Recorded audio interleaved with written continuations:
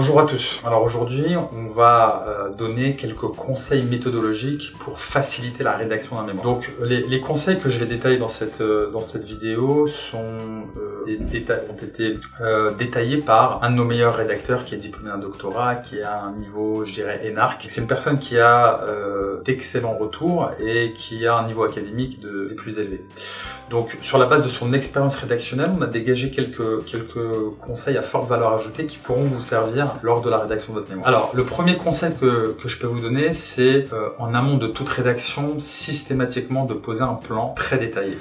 Pourquoi un plan très détaillé? Puisque ça va vous permettre de fixer un cap, de savoir où vous allez aller au niveau rédactionnel et de travailler de manière efficiente. À partir du moment où vous avez posé les fondamentaux de votre mémoire et vous avez vraiment les titres et les sous-titres de vos parties qui sont vraiment détaillés, eh bien lorsque vous êtes amené à rédiger, vous avez vraiment un fil conducteur et vous ne vous posez pas la question de ce que vous allez devoir rédiger puisque vous l'avez déjà posé en amont. Et ça va notamment vous éviter de faire des réécritures inutiles et de vous perdre en fait au niveau de la rédaction et de devoir recommencer certaines parties. Vraiment de travailler de manière efficiente. Puisque quand on a un plan, un cap qui est posé, très détaillé, on n'a plus qu'à dérouler entre guillemets et de se référer à ce plan-là. Donc le plan revêt vraiment une importance absolument fondamentale au niveau organisationnel lorsque vous êtes amené à rédiger un mémoire. Donc ça c'est vraiment l'étape clé absolument incontournable. Et naturellement, ce plan a vocation à être validé par votre tuteur pour en sécuriser le contenu et sécuriser après la rédaction qui s'inscrira dans le cadre de ce plan. Deuxième conseil stratégique que je puisse vous donner pour optimiser la rédaction de votre mémoire, c'est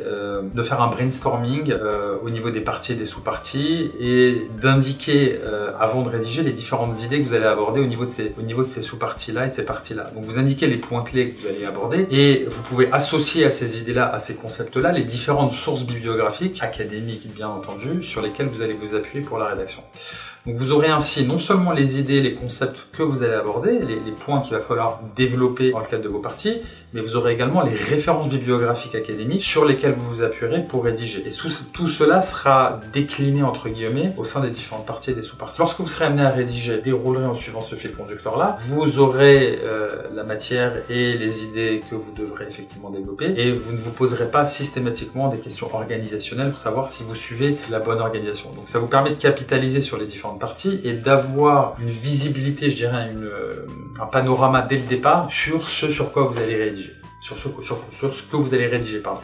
Toujours ce que je vous conseille également, c'est de rédiger en suivant le plan que vous avez validé. Ça va vous permettre d'éviter des redondances, des répétitions. Donc le plan suit une cohérence. Donc on commence par certaines parties, puis après on affine et on aborde effectivement d'autres parties sans se répéter au sein des différentes parties aussi. Aussi tout l'intérêt de faire le plan, c'est d'éviter ces redondances-là.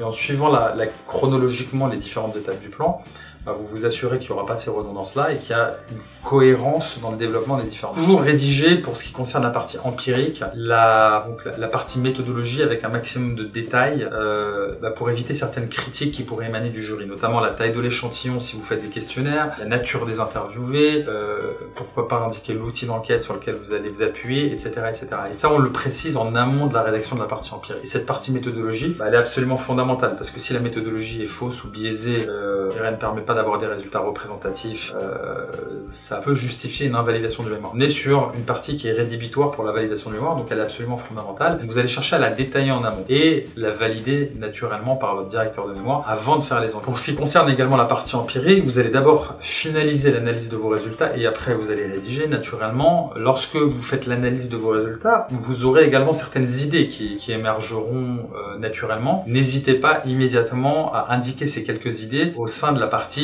discussion par exemple, interprétation des résultats, puisque dans tout mémoire, enfin la plupart des mémoires comportent, je dirais, une partie empirique et la partie empirique repose sur des observations de terrain qui elles-mêmes sont ensuite discutées, interprétées. Et ces interprétations, lorsque vous allez prendre connaissance de ces résultats, vous pouvez avoir des idées qui émergent et si vous ne les notez pas tout de suite, vous pourrez les oublier. Et ces idées vont donner de la matière à la rédaction. N'hésitez pas à les coucher sur papier, si je puis dire, immédiatement lorsque vous êtes amené à analyser vos résultats. Après, vous rédigez et vous vous référez également à ces différents points qui constitueront une matière supplémentaire et une valeur ajoutée supplémentaire dans le cadre de la rédaction. Enfin, dernier conseil que je peux également vous donner, enfin avant-dernier, puisque j'en ai un dernier qui me paraît également absolument fondamental au niveau stratégique sur lequel je vais revenir, c'est de rédiger les parties clés à la fin. Donc conclusion à la fin, puisque la conclusion va forcément découler de vos résultats que vous avez obtenus sur le terrain à travers la partie empirique, et la conclusion va notamment vous apporter le résumé des réponses à la problématique. Et l'introduction présente également un intérêt d'être rédigée à la fin, puisque vous allez présenter, enfin vous allez justifier l'intérêt de la recherche, l'intérêt de la problématique,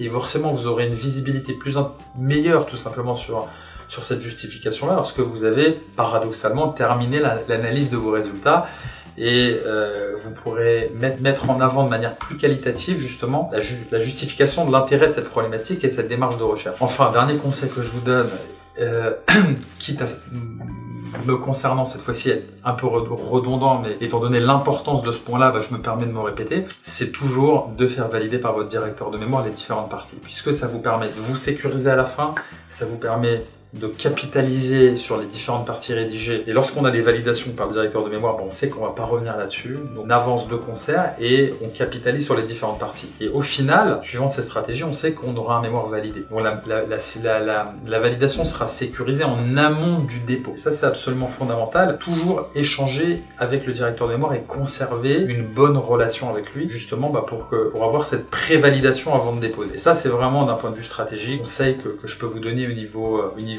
méthodologique global sur une rédaction de mémoire, que je vous recommande vraiment dessus. Voilà, j'espère que cette vidéo vous apportera quelques éclairages intéressants et je vous souhaite bon courage pour la rédaction de votre mémoire.